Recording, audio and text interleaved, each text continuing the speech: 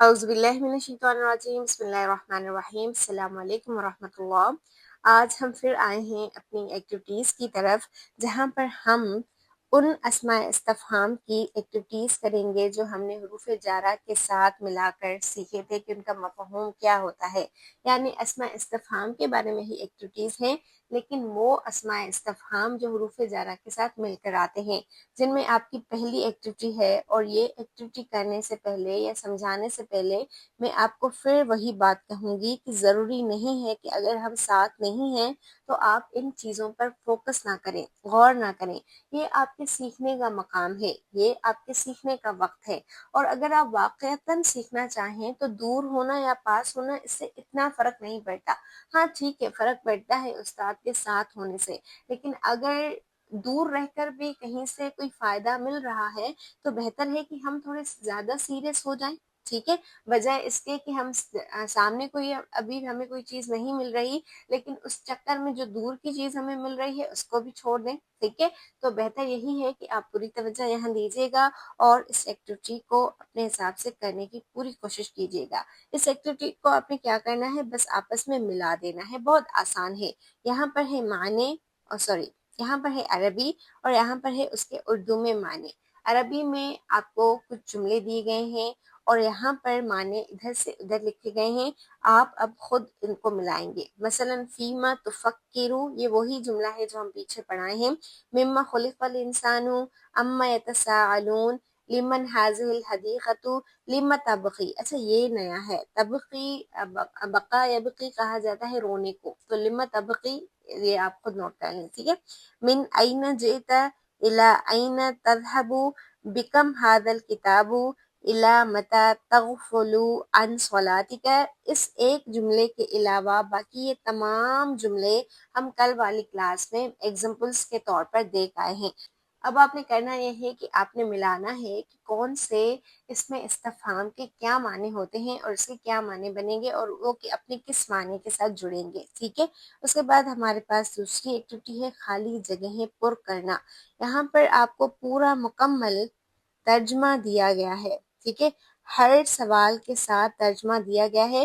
بس سوال کے لیے جو لفظ آئے گا وہ لفظ استعمال نہیں کیا گیا، وہ اسم استعمال نہیں کیا گیا، وہ آپ نے خود استعمال کرنا ہے جو ہم پیچھے پڑھائے ہیں ان میں سے، یعنی وہ جو حروف جارہ کے ساتھ استعمال ہوئے ہیں۔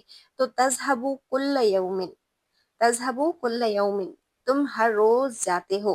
اب یہاں پر آپ نے پوچھنا ہے کہاں، کہاں جاتے ہو، تو کہاں کے لیے کیا لفظ آتا ہے، پھر جئتا تم آئے، اب یہاں پر بھی کہاں، تم کہاں سے آئے، پھر خلق الانسان، انسان کو پیدا کیا گیا، کس چیز سے، هذه الحدیقۃ، یہ بیگ ہے، کس کا ہے، سوال کے لیے جو بھی لفظ آئے وہ آپ نے یہاں پر ایڈ کرنا ہے۔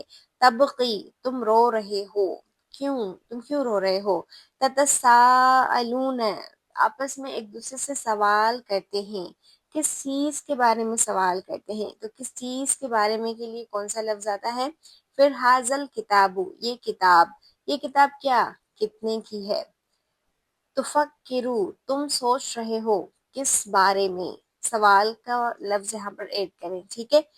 متی تبقی صامتن، متی یعنی کب، تبقی یعنی خاموش رہنا، تبقی یعنی رہنا، صامتن خاموش، متی تبقی صامتن، تم کب خاموش رہو گے۔ اب یہاں پر آپ نے تک والا جو ہے مفہوم وہ کس حرف سے آئے گا، کس حرف جارہ سے آئے گا، وہ یہاں پر ایڈ کرنا ہے۔ متی تو یہاں پر آلریڈی ایڈ ہے، ٹھیک ہے۔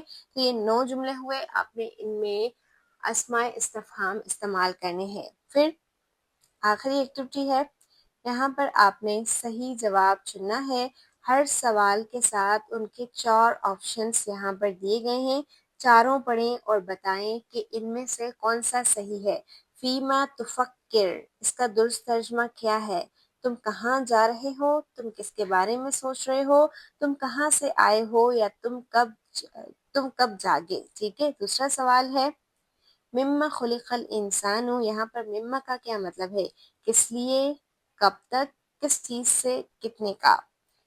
تیسرا سوال لما تبقی، یہاں پر لما کیا بتا رہا ہے، کس کا، کیوں، کب، یا پھر کہاں۔ اسی طرح لمن هذه الحدیقۃ کا درست ترجمہ کیا ہے، یہ بیگ کب لیا، یہ بیگ کہاں رکھا، یہ بیگ کس کا ہے، یہ بیگ کتنا مہنگا ہے۔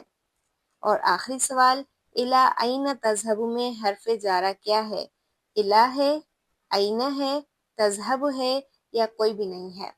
ٹھیک ہے، تو ان کو آپ کریں، تھوڑی توجہ دیں، اور مجھے یقین ہے انشاءاللہ اگر آپ پوری توجہ دے بھی رہی ہیں تو باتیں آپ کو سمجھ میں آ جائیں گی۔ کل ہم ایک نئے ٹاپک کے ساتھ ملیں گے اور اس کے متعلق یوں ہی ایکٹیویٹیز کریں گے، اور پھر یوں ہم اپنے ٹاپکس کلیئر کرتے جائیں گے۔ السلام علیکم۔